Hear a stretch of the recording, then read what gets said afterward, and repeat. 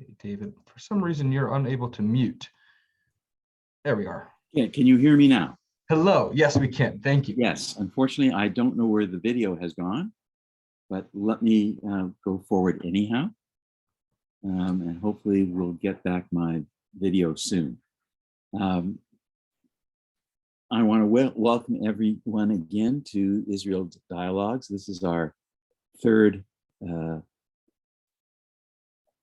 time that we get to meet with an expert and have other experts join us on an issue that I think is of great concern and import for anyone who's concerned with Israel, with peace and security in the region, and with our futures. I wanted to note that the session is nominally listed for 60 minutes to run for an hour, but we do have the opportunity to go through for 90 minutes, which is what we did previously, because of the intensity, the breadth and depth of the conversation, and we can do that again. Let me immediately note that for those of you who are joining in, you will have an opportunity to raise issues of concern. If you use your Q&A at the bottom of your screen, we will be following those, and towards the latter part of the conversation, we'll be drawing from your questions, and I'm sure that will enrich the conversation. If we don't get to all your questions, we will do our best to bring them together. And for those where we simply run out of time, we're keeping a list, and hopefully we can address them in future sessions as appropriate. Since I right now don't have the use of my screen, I'm not sure whether you can see everyone, but for your interest, for those who are for those who you can see, you can find their brief bios on the website. I particularly want to mention Asher Susser, who was one of our principal speakers last week, who kindly is with us again this week. He has expertise that's directly relevant to our conversation today, which focuses on Gaza and the West Bank and Palestinians. And to start us off, it's really a pleasure to introduce you to Professor Tammy Jacoby. Tammy is a Canadian, but she is also an Israeli. And she has her undergraduate work from the University of Manitoba. For her first graduate degree came from the Hebrew University in Jerusalem. And she did her doctorate in political science at York University. And that was about 20 odd years ago. And I was fortunate to know her then and work with her at that time. One of her principal publications is a book called Redefining Security in the Middle East. And another one is Women in Zones of Conflict, Power and Resistance in Israel, which, if I remember correctly, emerged out of her doctoral dissertation. Tammy was a very early North American graduate student who was able to work in both Israel and occupied territories in doing her graduate research, where she spent a long period of time with women involved in non-governmental organizations, both Israeli Jews and Israeli Arabs and West Bank Palestinians, looking at and exploring women's role in the promotion of the reduction of conflict and hopefully the emergence of peace. So with that, and with my hope that I'm going to regain my video, let me invite Tammy. Hello, everyone. Hello to those who I can see and all of those that I cannot see. I'm very honored to have been chosen to speak with you today. I'm not familiar with the congregation, but I would like to become familiar through the discussion. So, as I understand it, my role here today is to establish a trajectory which will act as a blueprint for discussion. And I'm looking forward to a vibrant and genuine discussion about the West Bank and Gaza. And as my former doctoral supervisor said, David Dewitt, that I've had the opportunity over the last few decades to spend a lot of time in the West Bank, a little bit less so as it became more difficult to enter Gaza and in East Jerusalem. We can talk about my political activism after, but I'm referring back to the 1990s when things were very different. I was part of the, I would say, left wing in the Israeli women's peace movement. But my opinions, as many on the left in Israel, have changed drastically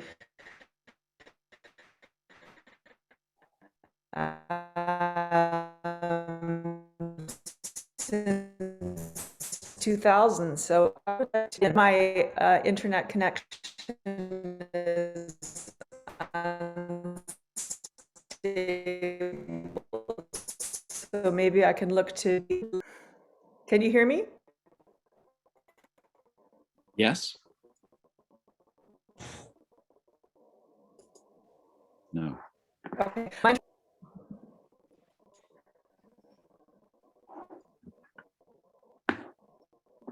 You're Okay, frozen. so I'm back. Okay, sorry, it's going to take a second. Now, am I back? Hi, Tammy, we can hear you now. Yes. Okay, great. Sorry, the difficulties of remote discussions. Okay, so I don't know where I dropped off, but if you want to ask about my political activism in the 90s, you can, but I'm going to cut in to the discussion of the West Bank and Gaza in the year 2005. And the reason is that this was the year Ariel Sharon was Prime Minister of Israel. And he negotiated with the Israeli military a unilateral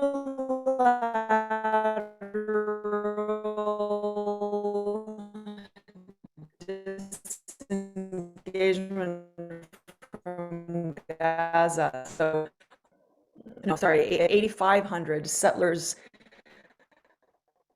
troops, and military installations were taken. Is a precursor to the kind of policies that Israel has had towards the Palestinians.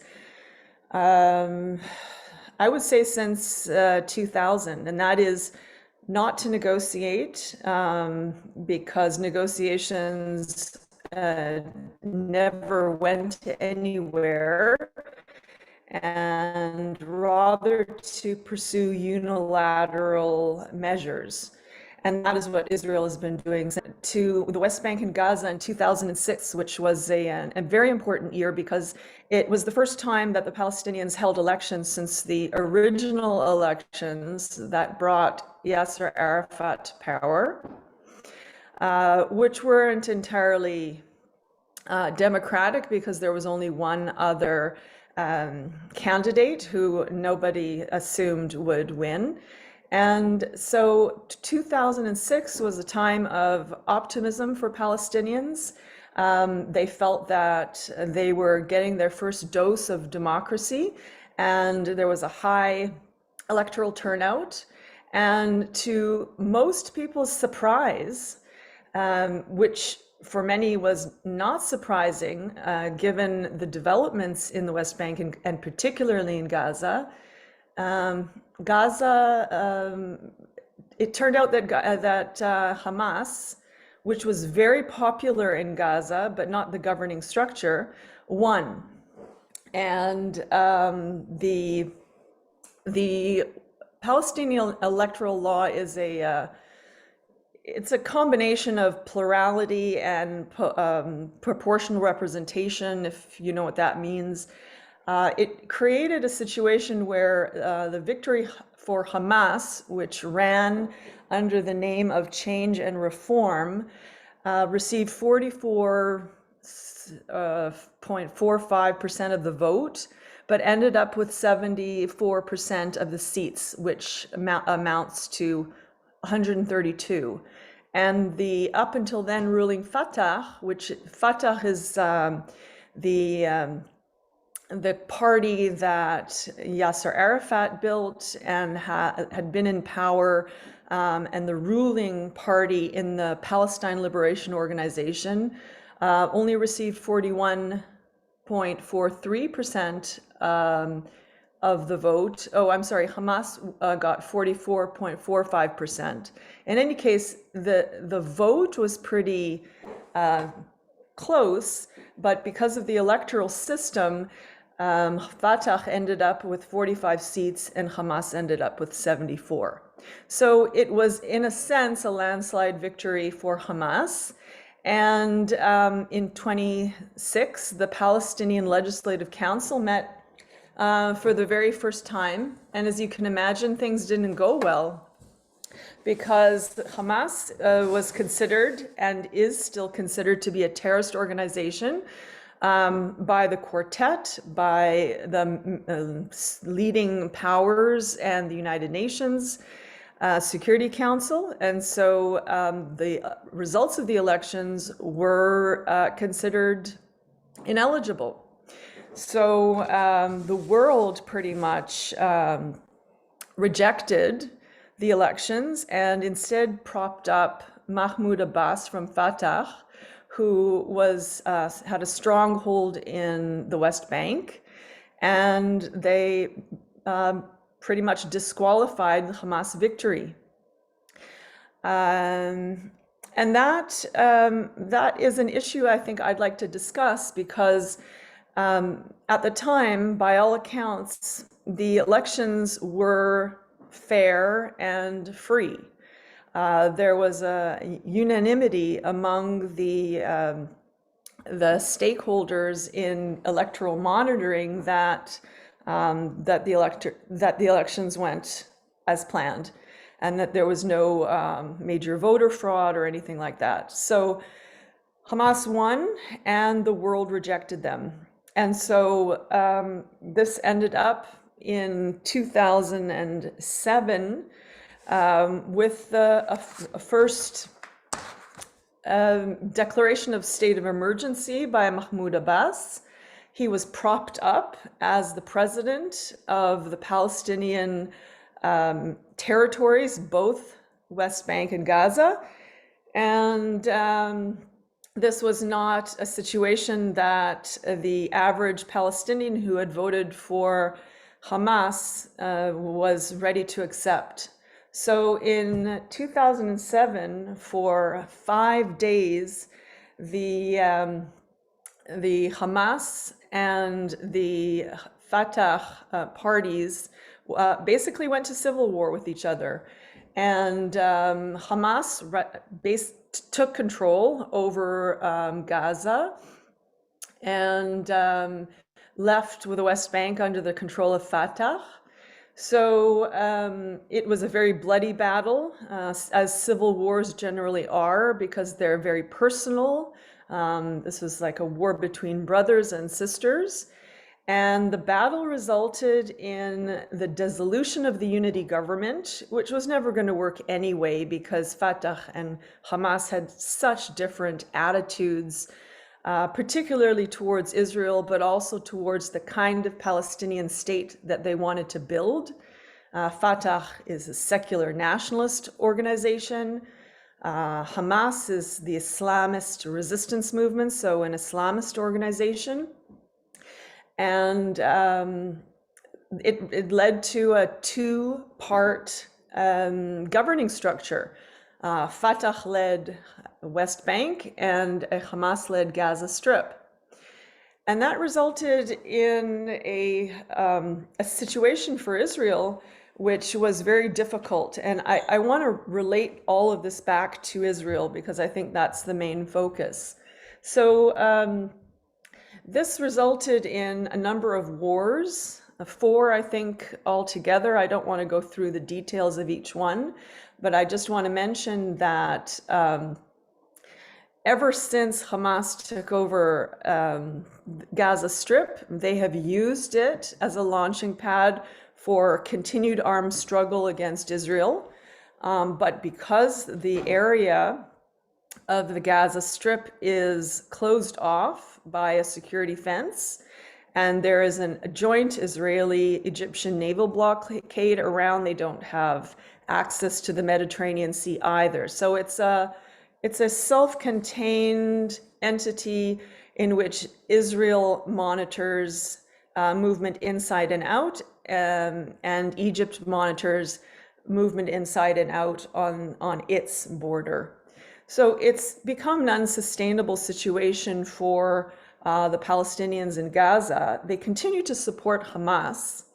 And the reason is anyone that has studied terrorism would understand that like Hezbollah and like many other terrorist organizations, when you have a situation where subjects are under the control of a party that does not provide the infrastructure, and I'm talking about health services, education, basic utilities, garbage disposal, access to potable water. These kind of things make a state, or in this case, a quasi-state, less than what was expected of it. And the Palestinian Authority under Fatah was also extremely corrupt. A lot of money went missing from donor organizations, and there was a lot of nepotism to the point where it was a kind of turf war between different families, and a lot of Fatah henchmen got rich, and there are palaces dotted all over the West Bank. So when Fatah operated in this way, the backlash by Hamas was to promote an anti-corruption campaign, and many Palestinians in Gaza looked to Hamas as an alternative source of governance. Hamas has certainly its military wing, which is the Izz-ad-Din al-Qassam brigades, but that is accompanied by an entire social superstructure which provides services to the population in exchange for adhering to Hamas and its requirements to cover heads, to pray at the mosque, and to basically Islamicize or Islamize the area of Gaza. So what does this mean for Israel? It means that there is no single address that Israel can count on with which to negotiate. So there is no peace process. When everyone talks about the train of the peace process moving forward, moving back, I would say there is no such thing. There have been 3 reconciliation attempts over the years, the first in 2011, then in 2014, then in 2017, mediated by different external actors, the United States for the most part, Egypt, Saudi Arabia, and a whole slew of international organizations, all of which failed. And there is really no moving forward without some kind of resolution of the internal Palestinian divide. So as we move along, the government in Hamas, in Hamas-led Gaza, is kind of a caretaker government under the rule of Ismail Haniyeh, who is not even there in Gaza physically, and Khalid Mashal, who's also in exile. And the last time that elections were to be held, after 15 years of Mahmoud Abbas in office as president of the Palestinian National Authority, he called elections in 2021, this past May, and then I'm going to assume realized that he was going to lose.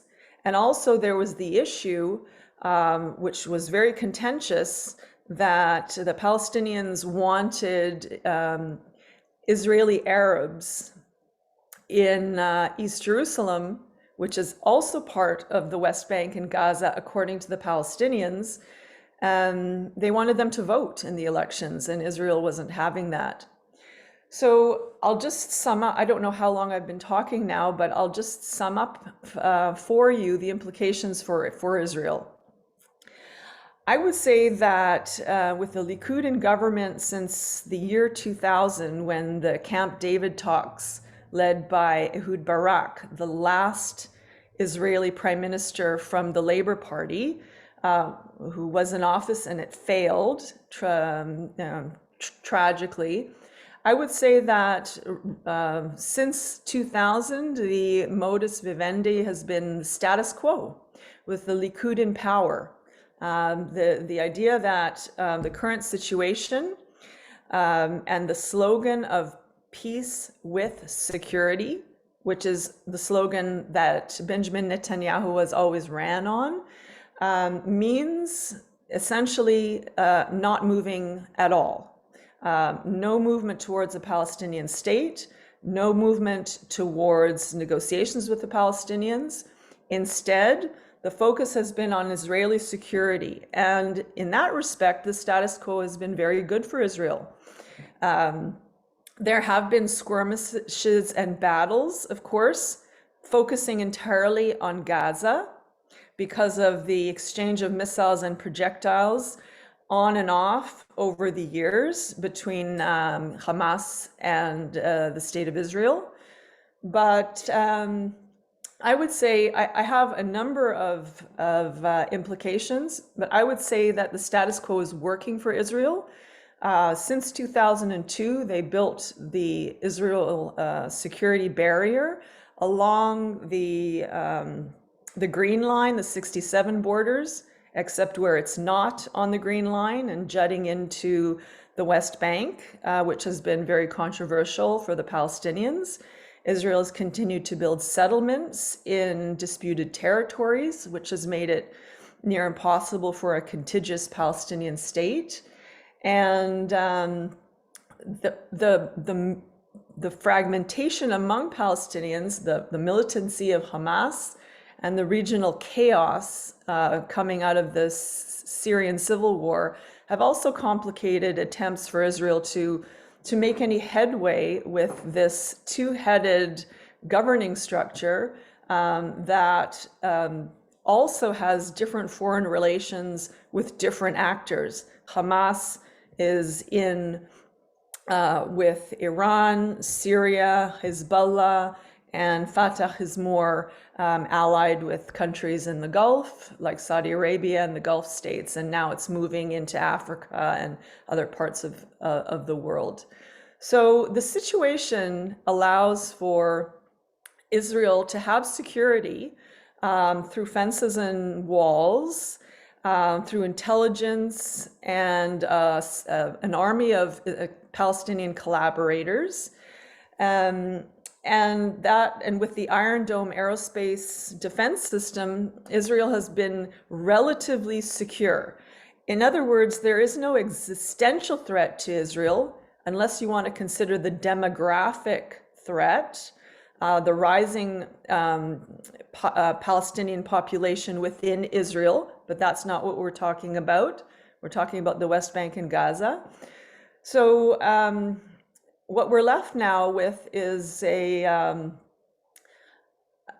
a more popular discussion about a one-state solution rather than a two-state solution. I've been hearing more discussion about one-state solution on both sides, on the Israeli side and the Palestinian side, and which is disconcerting for me because I've always been in support of a two-state solution. And maybe I have to rethink that. Maybe it's not possible given the fragmentation among the Palestinians. And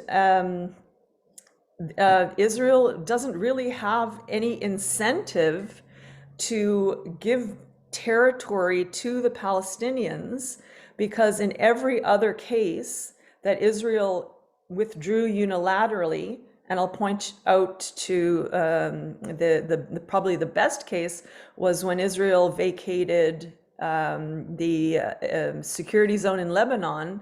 It took maybe less than an hour for Hezbollah to move towards the border and take up positions. And this is exactly what happened with the Israeli unilateral disengagement from Gaza. Israel withdrew and Gaza continued to arm itself, create tunnels for an underground network of transportation of all kinds of goods and services, including people and weapons. And so the idea of land for peace has become quite unpopular because every time land is given back, the Palestinians use it as a launching pad for continuing their war to destroy Israel. Although I just want to mention one last thing, and that is that I don't want to look at Fatah or Hamas as homogeneous entities. There are different views among these two organizations, and particularly Hamas. It has moderated its charter from the objective to destroy Israel and throw Israelis into the sea to a little bit of more moderate translation of that goal. So it seems today, and you may correct me if I'm wrong, that both Fatah and Hamas are willing to establish a Palestinian state on the 67 borders in spite of the problem of the Jewish settlements and the need to secure them in the territory that they want as a Palestinian state. So I'll end on this pessimistic note. I never used to be cynical. In the 1990s, I was very proud of myself.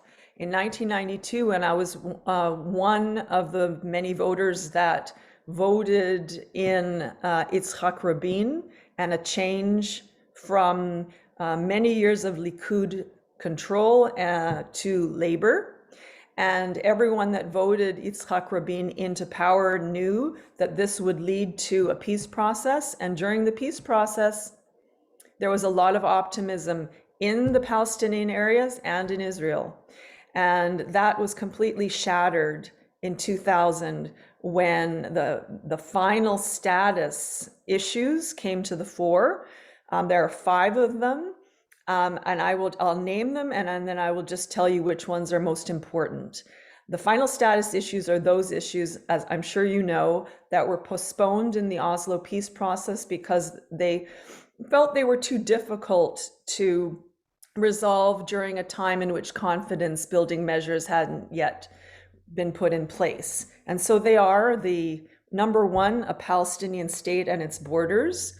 Number 2, the status of Jerusalem. Number 3, Jewish settlements. Number 4, Palestinian refugees. And number 5, the situation of water and resources and the sharing of these resources between Israel and the Palestinians. I would say, after talking to many Israelis and many Palestinians and other stakeholders, that it really comes down to Jerusalem, which both Israel and the Palestinians claim as the capital of their state, and and the right of return for Palestinians. If you talk to any young Palestinian today who has never been in Palestine or in the state of Israel where they claim their family came from, their parents haven't been, and sometimes even their great-grandparents haven't been, they still have this fantasy of coming back. And it's never coming back to Palestine, it's always coming back to the state of Israel, because the Palestinian diaspora doesn't want to end up in Gaza or the West Bank, particularly in Gaza under the terrible conditions that people live under there. Regardless of Israel, the unemployment rate is exceptionally high. The availability of resources is low. There's no trade. There's the population density is one of the highest among the world. Palestinians don't want to go there. They want to go to Israel. And so that's not going to happen. And really, there's no peace process. There's no ongoing official relationship between Israel and Hamas. Israel is in pretty good relations with Fatah, which is only a means for Hamas to accuse Fatah of being a puppet of the state of Israel. But other than that, Israel is going it alone, and so are the Palestinians, particularly in Gaza. And that is the situation we have today, which is pretty pessimistic and cynical, but that's how I feel after being involved somewhat peripherally in this process for the last 30 years. So I'll end with that. I don't know how long I spoke for, if it was too much or too little. Terrific, Tammy. Thank you very much. Okay, so I look forward to a vibrant discussion, and you can ask me anything you want. And I would like to also learn, which is another reason why I'm here, not just to talk. So thank you very much. Thanks, Tammy. Terrific. Thank you. So let me first turn to Asher Susser for some comments, whether it's responding directly to you or raising some other things as he likes. And then I'm going to open it up to Howard Edelman and Mark Anshin and John Allen for their thoughts or questions to you. And then we'll see where it goes. And I'm going to be, along with Rabbi Goodman, following the Q&A, or at least following the queue, and then perhaps we'll have the A's afterwards. Asher. Okay, thank you very much. And thank you very much, Tammy, for your very extensive overview, which I found very penetrating, very interesting. And thanks very much for that. I have some general comments that I wanted to make about framing the discussion, which don't relate directly to what it was that Tommy was talking about, but obviously is related.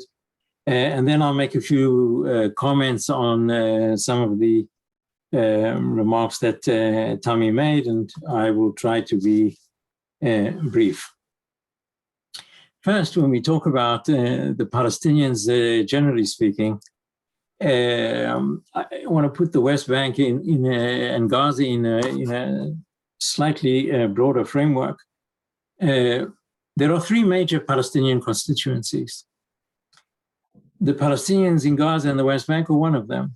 That is the constituency of the occupied territories. You have the Palestinians who are citizens of Israel. The Arabs in Israel, or the Israeli Arabs, which is a term, by the way, that Israeli Arabs do not like and don't use. They are not Israel's Arabs. So it's either the Arabs in Israel or the Palestinians in Israel. And the third constituency is the Palestinian diaspora. Those who live outside historical Palestine, Jordan and Lebanon and elsewhere. These three constituencies have fundamentally different collective interests. The Palestinians in the West Bank and Gaza are not very enthusiastic about two states these days, but generally speaking, are more supportive of two states than the people in the diaspora. For the people in the diaspora, two states is meaningless. And they were never great supporters of the Oslo process, whereas in the West Bank and Gaza, there were many supporters of the Oslo process because it didn't offer the liberation of Palestine, but it offered the end of occupation, which for them is a prime interest. The Arabs in Israel are a third constituency who do have a strong interest in the creation of a Palestinian state, in the belief that it will normalize their position as Arab citizens of Israel. And I would just mention that amongst the Arabs in Israel in recent years, there have been two very important contradictory trends. One trend is of an ever-growing desire, I think it's because of Israel's economic strength, because of the relative chaotic situation in the Arab world after the Arab Spring. There is a very strong tendency amongst the Arabs in Israel to integrate more and more fully into Israeli society. A good example is the war against the COVID-19, where you could see the Israeli medical profession composed of at least 20% Arabs at all levels, from hospital directors, professors, down to the staff, as active, very active participants in the front of Israeli society against the war in one trench, so to speak. Arabs in Israel are therefore integrating into Israeli society far more. That is one trend. The other trend is contradictory. It is nationalistic. It is critical of Israel. It is critical of the Zionist endeavor. Needless to say, it has its own accounts with Israel about 1948. And these two contradictory trends coexist and are part of the scenery at one and the same time. So that's the three constituencies. Then I'd like to say a word about what I call the Oslo dynamic. Just talking about the West Bank and Gaza as a unit unto itself is a critical component of the Oslo dynamic. The Oslo dynamic, Oslo was all about reducing the question of Palestine to the West Bank and Gaza. That's what the Israelis liked about it. That's what people in the West Bank and Gaza thought was more or less acceptable if it meant the end of the occupation. And that's what the people in the diaspora didn't like about it. And I would say the great factor of Oslo that many Israelis fail to recognize and fail to recognize to this day is this reduction of Palestine to the issue of the West Bank and Gaza as a most productive consequence from the Israeli point of view. It was the foundation of the two-state solution, which is embedded in this Oslo dynamic. So those are some general comments. And now I'll just say a word or two about some of the remarks that Tami made. The victory of Hamas in 2006 was indeed, for the reasons that Tami mentioned, Fatah corruption, etc. But there is another factor that has to be added here. The victory of Hamas was not the first nor the last victory of Islamists in elections in the Arab world. It's not a peculiar Palestinian phenomenon. Free elections anywhere in the Arab world have led to the victories of Islamists all over the place. And here Hamas is fitting into a trend, which is crucially important, because it's a trend that embeds the increasing attraction of Islamist movements against the failure of secular nationalist movements from Algeria to Palestine. It's a similar story. And here Fatah is fighting a losing game. And if Abu Mazen canceled the elections in May out of fear that he would lose, he was probably right. He probably would have lost. Also because Fatah is indeed corrupt up to its eyeballs, but also because of the regional trend that is still, I think, very valid, if not somewhat less valid than it was some years ago. The world didn't accept the victory of Hamas, that's true, but neither did Fatah. And that is much more important than the world. Fatah did not accept the victory of Hamas, not for a minute. And therefore the civil war. And that I think is an important point here. Another reason for Abu Mazen to cancel the elections a few months ago. Fatah don't have a great democratic tradition, to put it, let's say, mildly. Hamas is attractive because of Fatah corruption, because of its public services. That's all true. But that, again, understates another factor, and that is the genuine attraction of religion in Middle Eastern societies.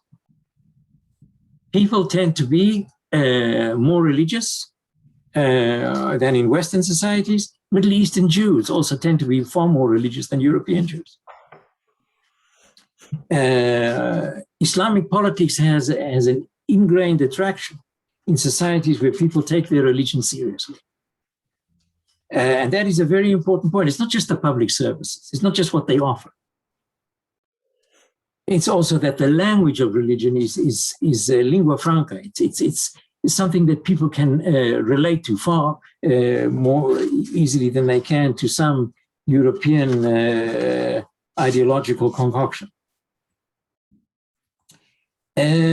Just to be a little, to quibble a bit on some precision here, the Arabs in Jerusalem who couldn't vote are not Israeli Arabs.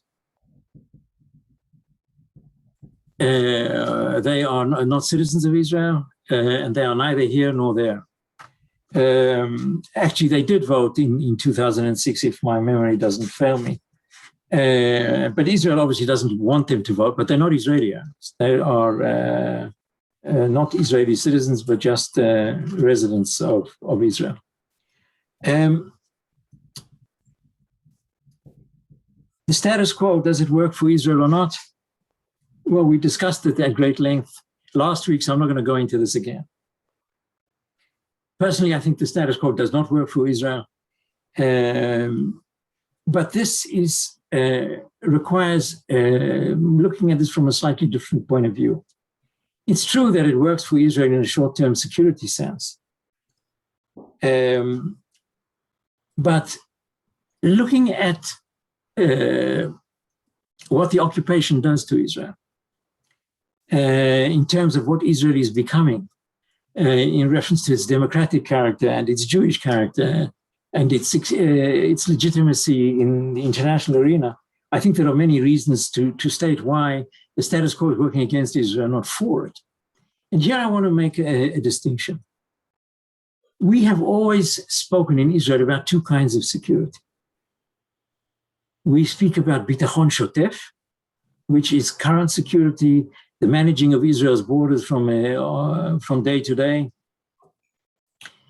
and bitachon yesodi, the basic security of the enterprise, the basic security of Israel as the nation state of the Jewish people.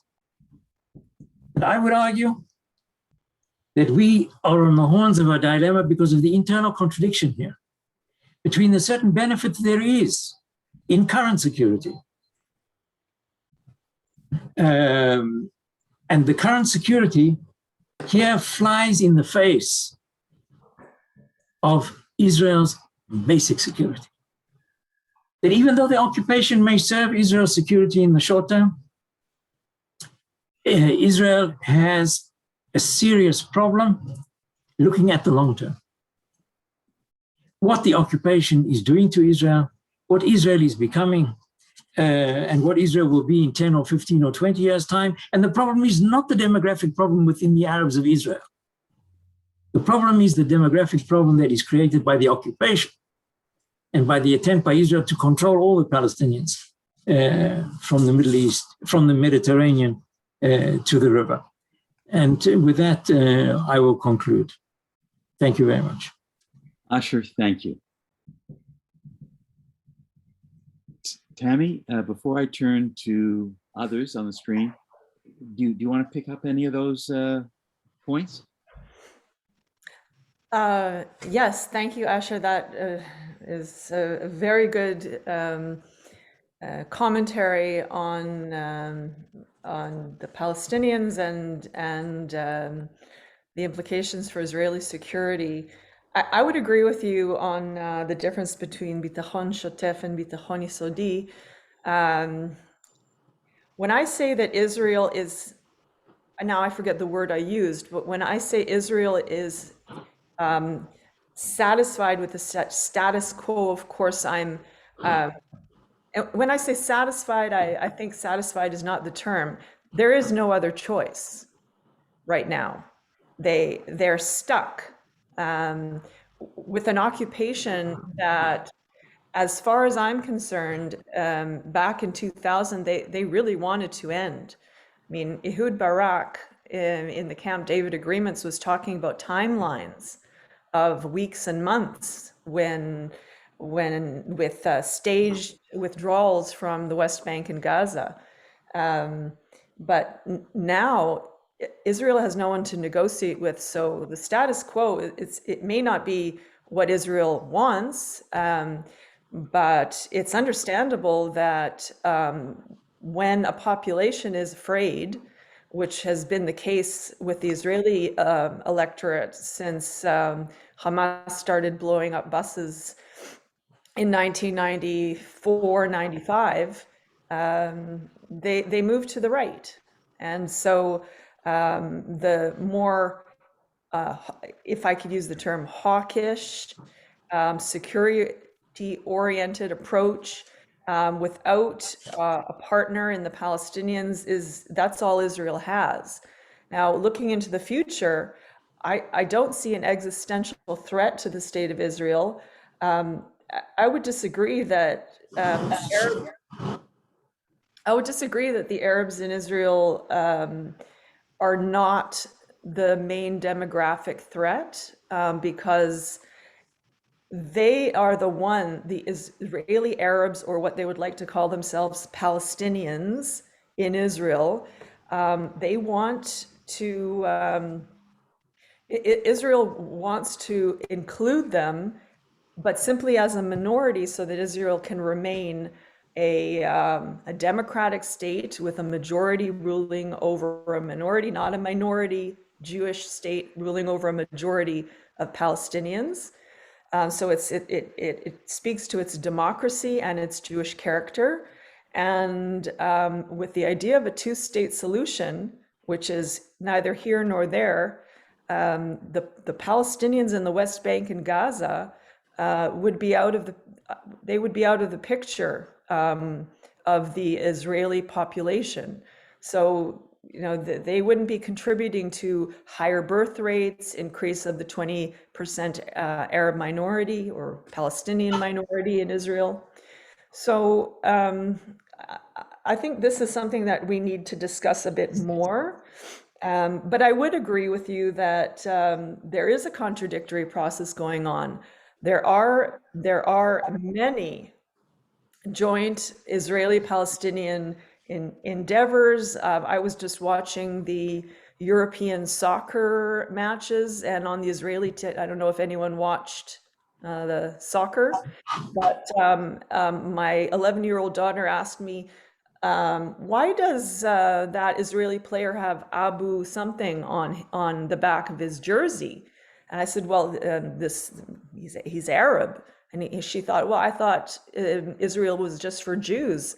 No, the Arabs have become integrated into Israeli society, but on the other hand, the trajectory of Arab participation in Israel is that in the second Palestinian uprising, this was the first time that Israeli Arabs, whatever you want to call them, actually participated in fighting against Israel. And the only threat, not existential threat, but the bitachon shotef, the current threat, is by Palestinians in Israel, because they're the only ones that have access to Israeli Jews in the state of Israel. The West Bank Arabs don't have access because of the security barrier, And the Palestinians in Gaza don't have access because they also are encircled by a security barrier. So the Israeli Arabs are certainly in this contradictory position. On one hand, they want to support their brothers and sisters. On the other hand, they want to live a better life. And so they go back and forth between the two. On everything else, I think it was very illuminating. Thank you.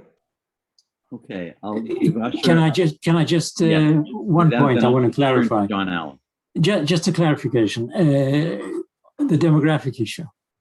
The reason why people like me, do not want to create a one-state solution, do not want to annex the West Bank and Gaza, is because the demographic challenge is there.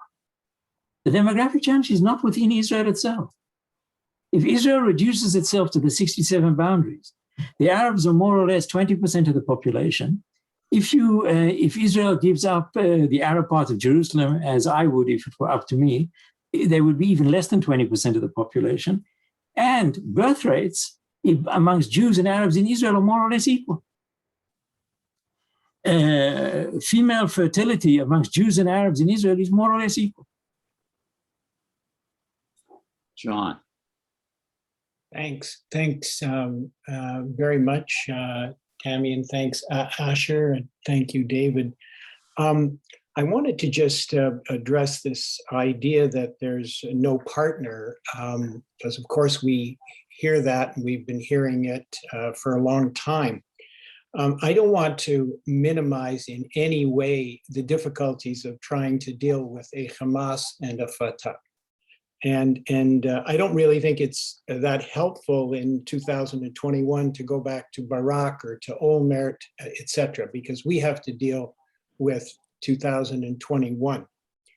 But, and I would also say that we talk a lot about corruption in Fatah. Frankly, there isn't a government in the Middle East that isn't corrupt. And there's probably not too many governments in Africa that is not corrupt, but we deal with them. We deal with them because that's the reality. So to somehow suggest that Fatah is completely sort of, you can't deal with them, etc., because they're corrupt, or to slam them because of it is not really helpful in trying to figure out either how to move forward. I would suggest that in the last 12 to 13 years, we had a government in Israel that had absolutely no interest in moving the peace process forward. It was quite clear that that was Bibi's position. That, of course, continues now under Bennett, but under different circumstances. But not only was there no interest in the peace process, they were building settlements at the same time, which created an increased obstacle to the peace process. Who in Palestine could give any credibility to Abbas while he's providing security for the Israelis by controlling terrorism in the West Bank and having his own territory being eaten up by the settlers? Not only did the Israelis never beef up Abbas, never give him any credibility for what he was doing to protect Israelis, but it was just the opposite. They loved to divide and conquer. I mean, most recently, they were allowing Qatar to bring in bags of money to go straight to Gaza.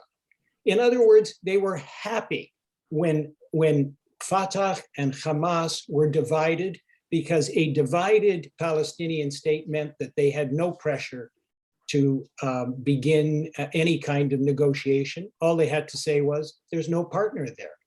I think I tend to agree with Asher in the sense that the occupation is an existential threat, and that Israel has to begin either unilaterally or through peace negotiations to deal with it, because you can't occupy militarily a people forever, and the international community won't allow it. So I think that we've got to kind of step back, deal with what we have on the ground, give credibility to the Palestinians, beef them up, and at some point we might, have to recognize Hamas as a legitimate player, but only if they are prepared to recognize Israel going forward. Thanks. Howard. You're on mute, Howard.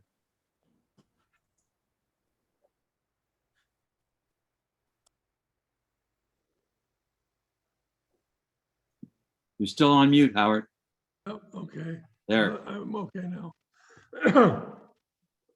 I want to disagree a bit with John that it's not changed since Netanyahu, and pose a question to Asher and Tammy about confidence building measures. Admitted on the one side, the Islamicization, not only of the Arab world but Taliban just won in Afghanistan. So you have a general tendency about resisting any possibility of a two-state solution. On the other hand, there are moves by this government to build confidence.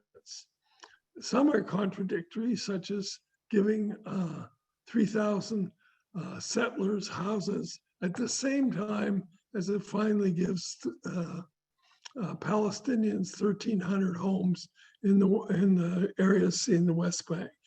But there's also the increasing numbers of Gazans allowed to work in Israel.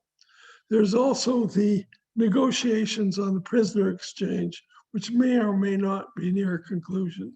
But there are efforts now to move off from zero progress on the negotiations to back to confidence building measures. That's how I interpret it. I'd like Asher and Tommy to comment on that. Okay.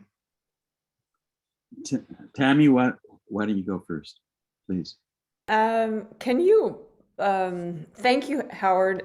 Can you be more particular about what confidence building measures you're talking about? Yes, in Shikaki's polls, he's identified a number of issues that increase the support for a two-state solution among Palestinians. The most important is prisoner exchange. It jumps from 48% to something like 60-something% once you get a prisoner exchange agreement.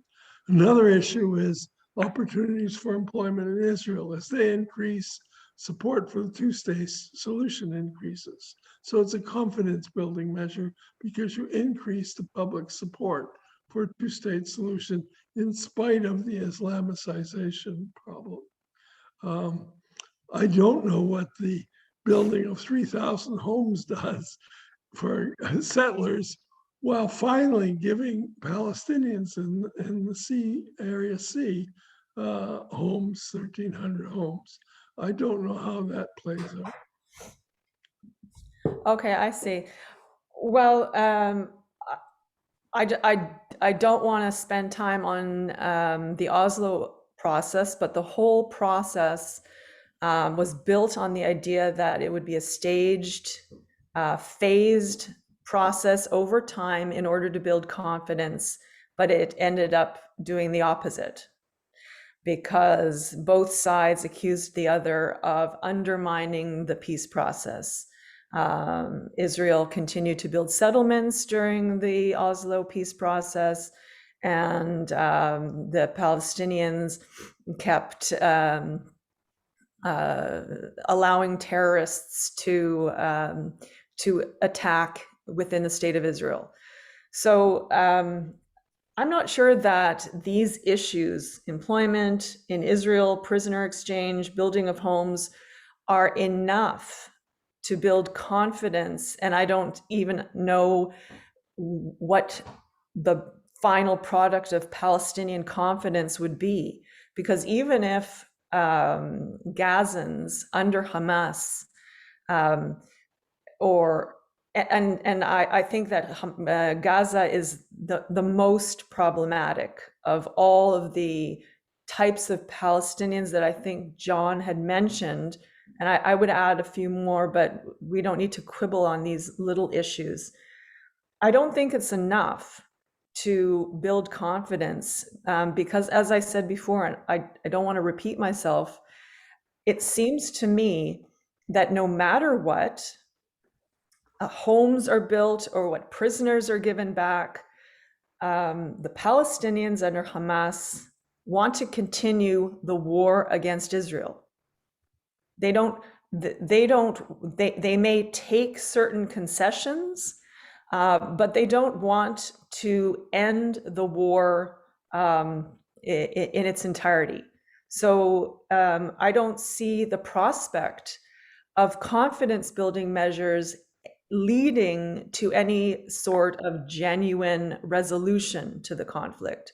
I agree that you cannot occupy a group of people, particularly a group of people that do not want to be occupied and consider themselves your enemies. But Israel can't leave those territories because it decreases their security. And then there was another issue of, or maybe I'll instead of talking about the issue of the Islamicization of the Middle East, maybe I'll table that for now, and then we can move on. So let me turn to Asher to respond to Howard, and then Mark Anshin has an issue he wants to raise. Asher, you're on mute.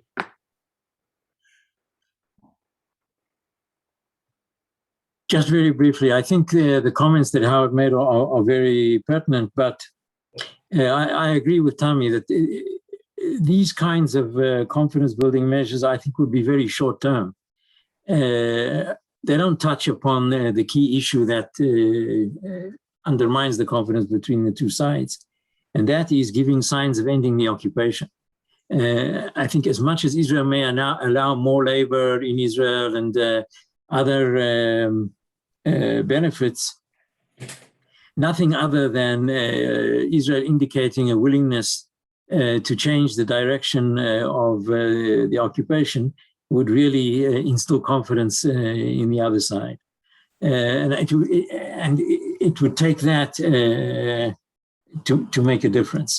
Just let me say that although it's true that if Israel were to withdraw from the West Bank, it may cause security problems.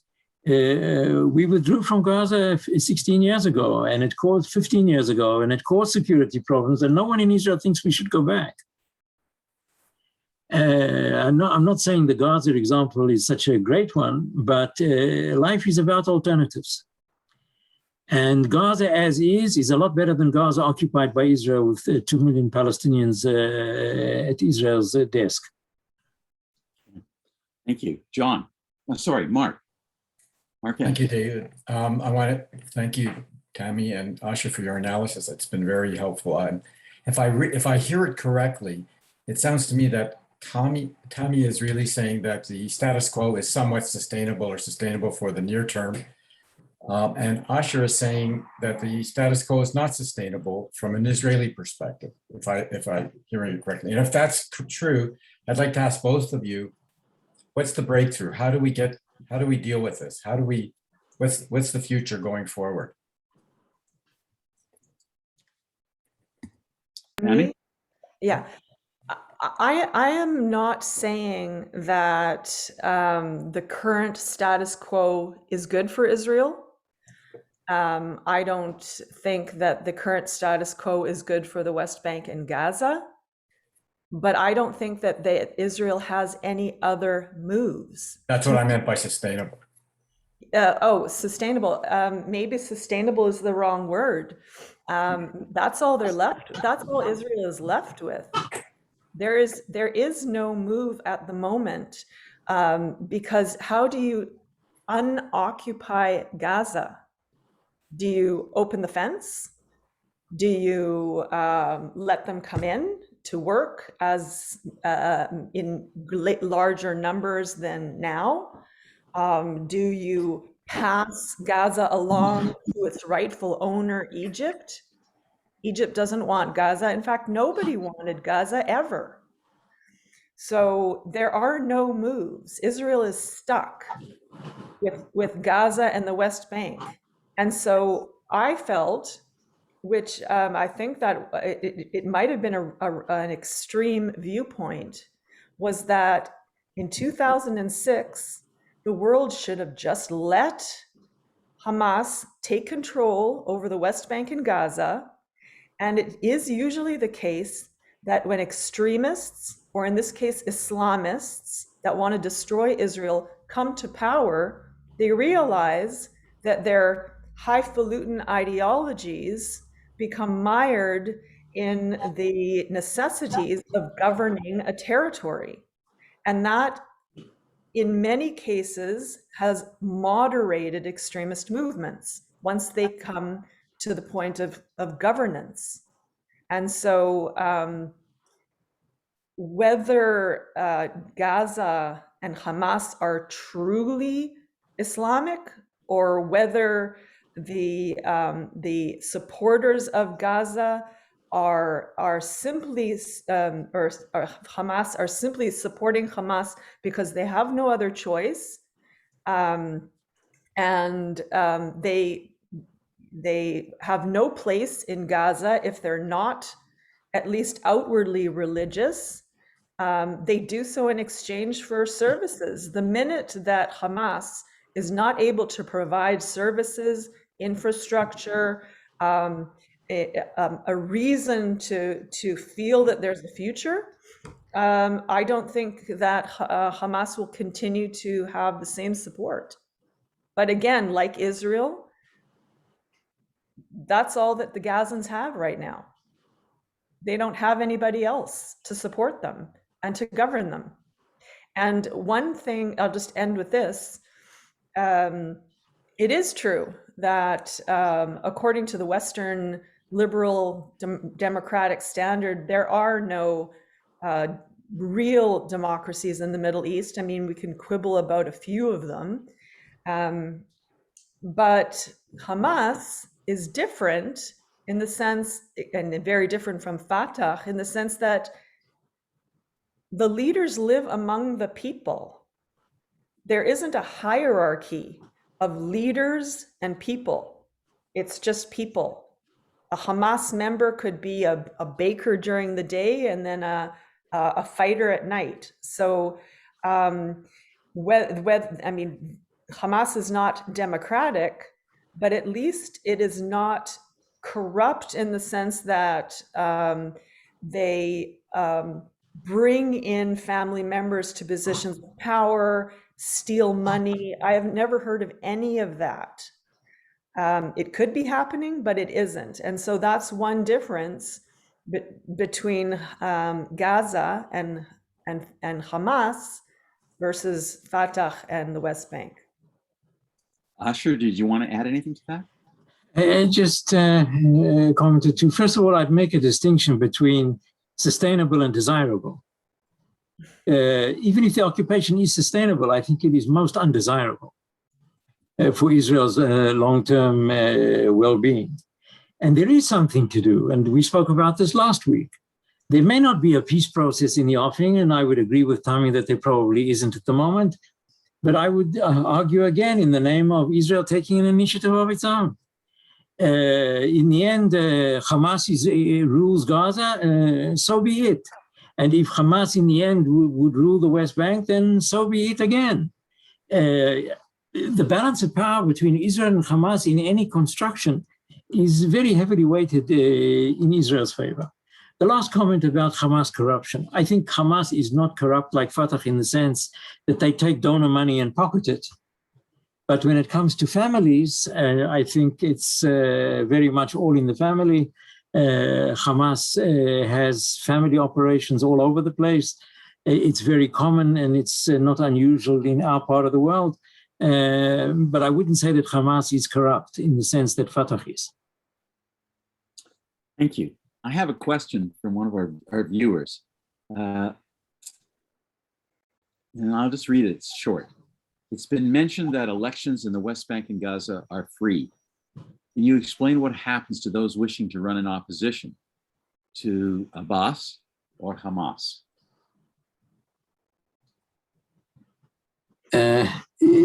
Elections in 2006, as Tommy said, were free.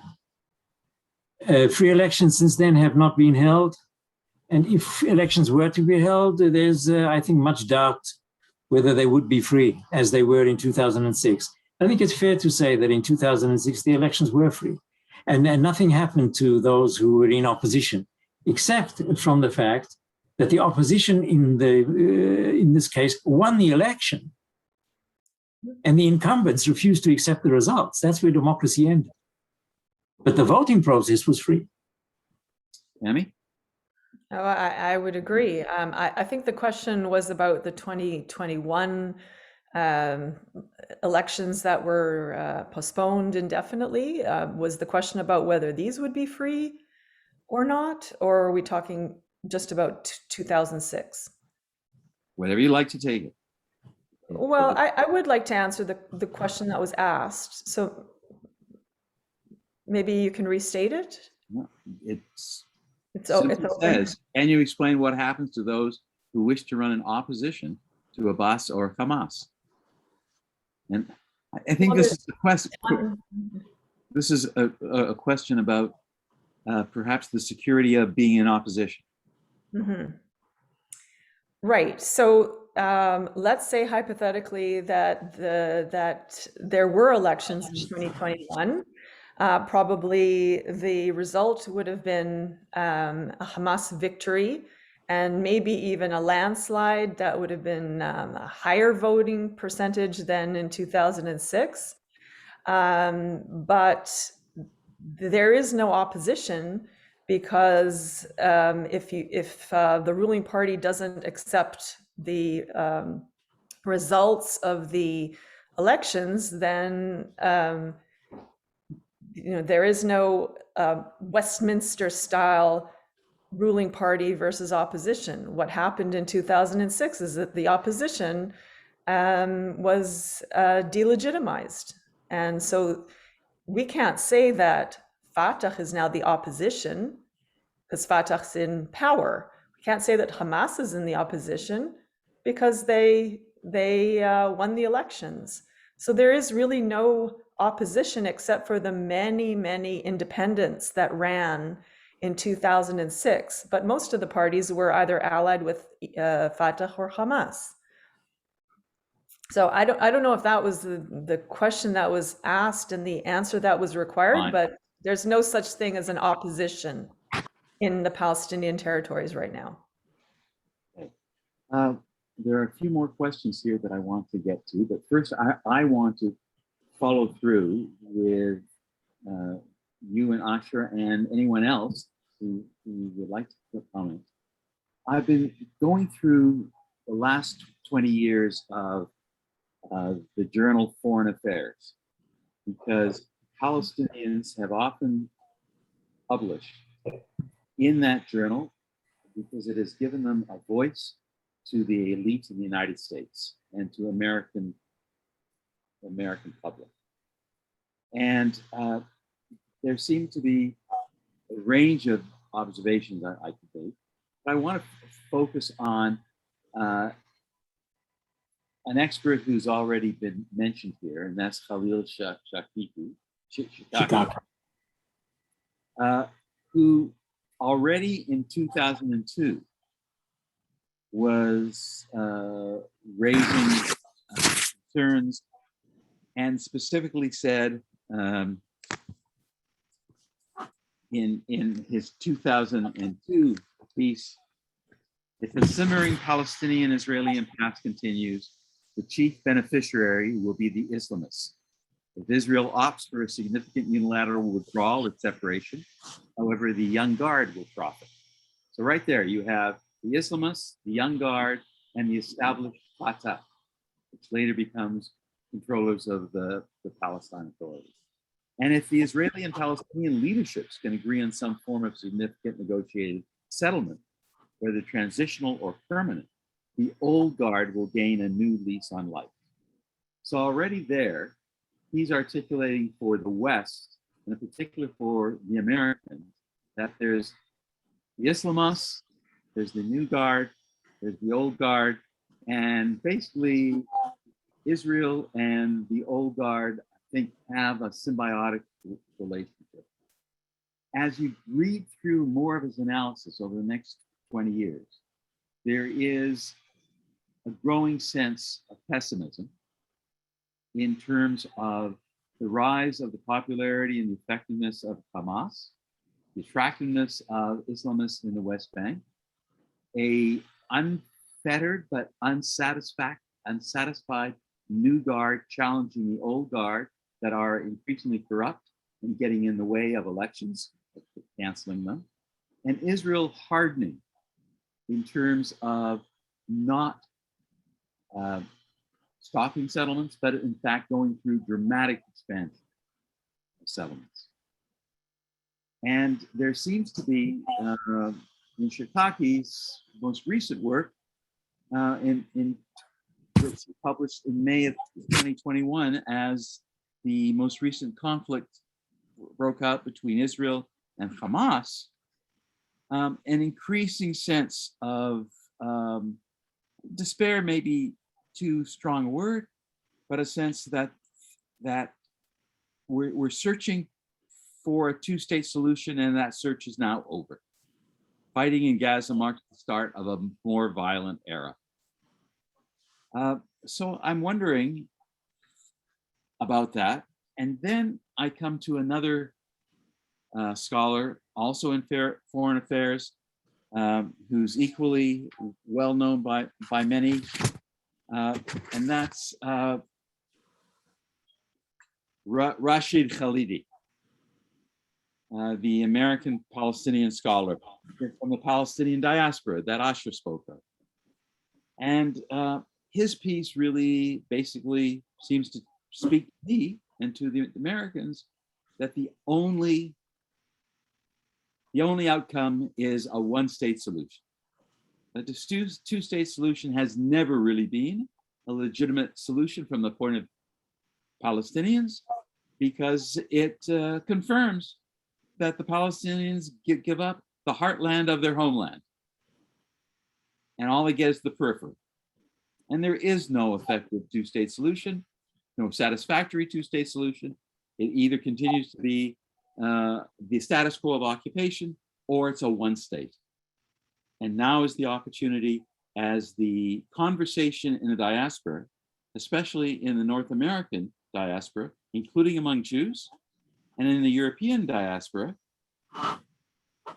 increasingly the conversation is the recognition of Palestinian claims, Palestinian rights, and the emergence of the domination of a narrative of Israel as the colonial settler state, and this is no longer acceptable.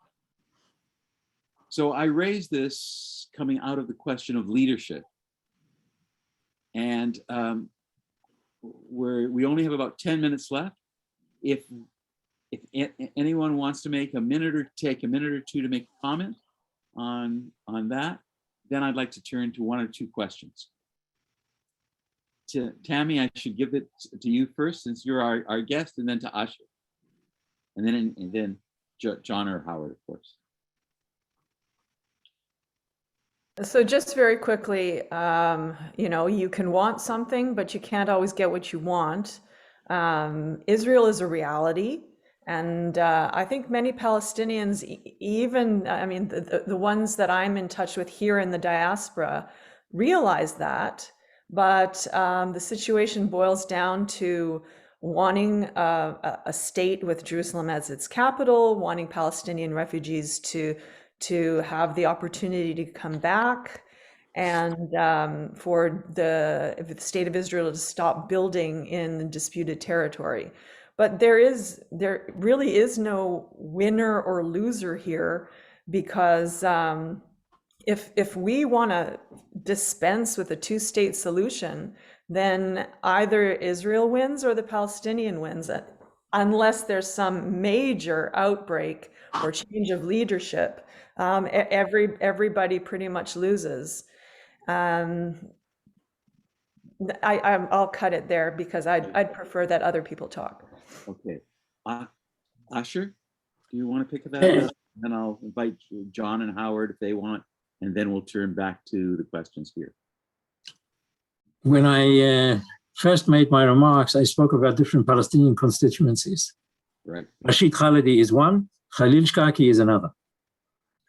They're not from the same constituency and they don't talk the same language. Rashid Khalidi, in the comfort of New York, can talk about a one-state solution and enjoy the moment. Khalil dreads the idea of a one-state solution. Even though Palestinians ideologically may favor a one-state solution, the nuts and bolts of what a one-state solution would actually look like on the ground is frightening to most Palestinians and to most Israelis. It has a Yugoslavian taste to it, which doesn't encourage the people who live in the trenches, not on the Upper West Side. So I don't think, even though Khalil, and I know Khalil, I've known him for many years, Khalil is a two-stater in his heart of hearts. But he's very disappointed and very concerned. Without going into the last week's discussion all over again, I still would say that even though there may be nothing to do in terms of negotiation, Israel is in the driving seat. Israel is the powerful player, and Israel can launch initiatives of its own that will change the situation on the ground. It can be done. There are thousands of people in Israel and military officers in various organizations who actually think that, who preach that. And if this were to get to Israel's political echelon, things I think would look a lot better. I agree, the political echelon at the moment doesn't have the gall to deal with this. Okay, thank you. Howard or John? I would just say in response to how you ended your remarks, David, and in response to this concept of the status quo, not only is the demographic situation in Israel evident that there is no status quo, but what you mentioned about the changing view of what is happening in Israel, in the diaspora, amongst diaspora Jews and amongst non-Jews, whether in Europe or North America, also demonstrates that there is no status quo. I'm of the real belief that despite human rights abuses all over the world, in China and other places that are way worse than what's going on in Israel, that increasingly, the Western world will not accept a military occupation in the West Bank and Gaza going forward much longer. It's just going to be unacceptable, and Israel's going to have to face that.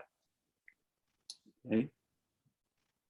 Howard, briefly, because I'd like to get to at least one more question. Very briefly, I just think we're all two-staters here. We should think of somewhere between the status quo and a big breakthrough, and that's the little confidence building measures. But you're the expert on those, David, and you could comment better. We'll do that next term. Okay, I have a question here for Tammy specifically. What do you think about the concept of shrinking the conflict? Shrinking the conflict. That comes from. I'm thinking of shrink wrap. What? No, it's a term used by Micah Goodman in his work. Okay, shrinking the conflict. Yeah. Quick explanation, please. Huh? If you read his book Catch 67, That's right. Okay. he talks about shrinking the conflict, about taking certain actions and initiatives which would reduce the elements of the conflict. It's essentially confidence building measures Yeah. that would lead to a calmer situation on the ground that could then hopefully move the situation forward. Back to Howard's question of confidence building measures and whether they lead somewhere. So- You know, I'm just not convinced by confidence building measures. They tried that during Oslo. The whole point of Oslo was that confidence building measures would lead to a solution, and it was the exact opposite. So I look at the larger picture, and confidence building measures are just, they're either illusions or they're little tinkerings with the situation. But I don't put any, I wouldn't wager on them to lead to anything positive for Israel. Okay, I think we're going to have a separate session on confidence and security building measure. It is already almost 1:30, and I have actually more questions coming in. So this really stimulated a lot of interest. I'm very pleased. With apologies, I don't think we have time to get to others. Let me try one more and let Tammy give a quick crack at it. And I'll read it. Why does Israel not come forward with a plan that spells, in quotes, "We will end the occupation if the following conditions are met"?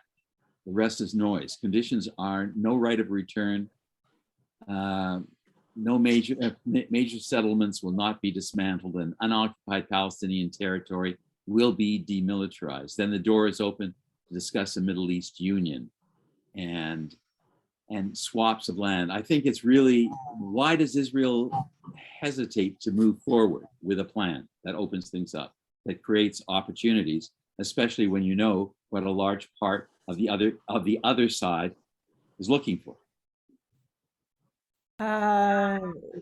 The idea of Israel going forward with dismantling the occupation doesn't seem rational to me, because it just brings more insecurity. What does it even mean to dismantle the occupation? They're not going to annex the West Bank and Gaza.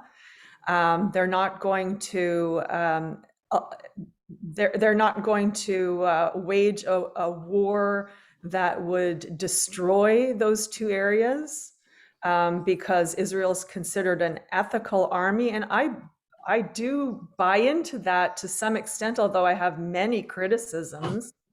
But I don't see going forward in any plausible way, because this is an asymmetrical conflict, okay? And it's been said already.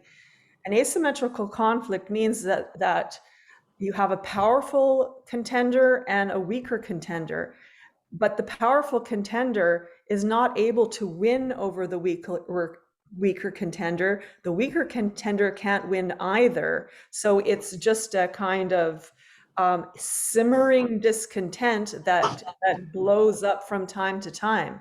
So the idea of Israel going forward with its plans just means that it's going to, I think it would make the conflict worse, because all of international public opinion would be against Israel. Not that Israel cares so much. They focus more on themselves. The international community is of secondary importance.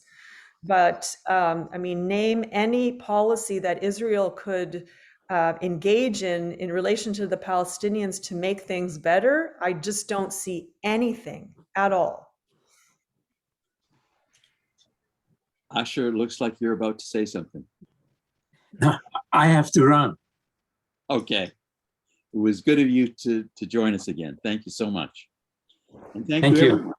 Everyone. Let me thank Tammy for starting us off so superbly, raising a lot of issues and provoking a very, very informative discussion.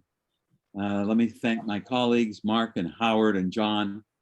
I should be remiss if I didn't thank Holy Blossom and the support it's given for this series, and others that are supporting it, such as Arts at Canada. With that, to all our viewers, thank you for joining us for this hour and a half. I hope you've gotten as much out of it as have I, learned as much and raised more questions. For those of you whose questions we didn't get to, we are keeping a list, and hopefully these things will come up again. And we'll be reconvening this time next week at 12 o'clock. And we'll be moving to another topic, this one looking at religious pluralism. Oh, no, that's not. Sorry, sorry. It's Jerusalem and evictions. Religious pluralism is the week after. Next week we focus on the issue of Jerusalem and evictions. So thank you all, and Shabbat Shalom. Thank you. Thank Thanks, you for having me. Pleasure. Thanks for joining us.